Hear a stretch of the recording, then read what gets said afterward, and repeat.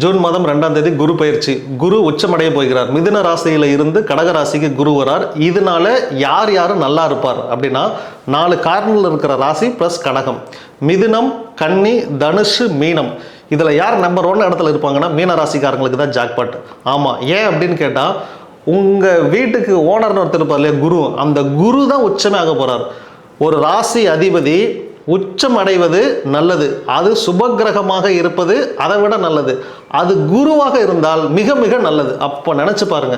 ரெண்டாவது, ஒரு ராசியிலிருந்து 5ஆம் வீட்டு அதிபதி 5ல் ஒரு கிரகம், 5ஆம் வீட்டு அதிபதி 5ல் ஒரு கிரகம் உச்சமடையுது அப்படின்னா ஜாக்பாட் தான் உங்களுக்கு.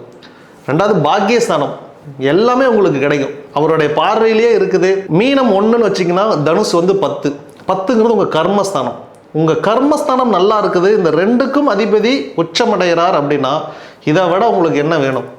இந்த 5 ராசிக்காரர்களுக்கும் இந்த ஜூன் மாதத்திலிருந்து மிகப்பெரிய வாழ்க்கை மாற்றம் உண்டு.